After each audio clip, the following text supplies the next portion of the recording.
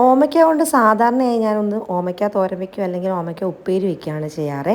ഇന്നിപ്പോൾ ദേ ഒരു ചാറുകറി ഉണ്ടാക്കാനായിട്ട് പോവാണ്. അതിനായി ദേ നുറുക്കിയ ഓമയ്ക്കയിലേക്ക് ഒരു സവോളയും 2 പച്ചമുളകും ആവശ്യത്തിന് ഉപ്പും വെള്ളവും കൂടെ ചേർത്ത് കുക്കറിൽ വേവിക്കാനായിട്ട് വെച്ചിട്ടുണ്ട്.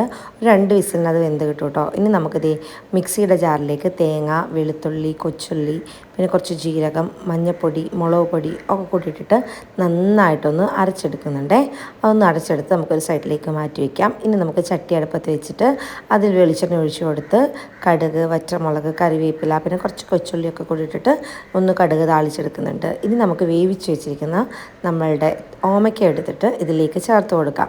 അതിനുശേഷം നമ്മൾ അരച്ച് വെച്ചിരിക്കുന്ന നമ്മുടെ തേങ്ങയുടെ അരപ്പുണ്ടല്ലോ, അതും കൂടെ ചേർത്ത് കൊടുത്ത് നന്നായിട്ടൊന്ന് ചൂടായി വരുന്നവരെ ഫ്ലെയിം ഒന്ന് കുറച്ച് വയ്ക്കുക.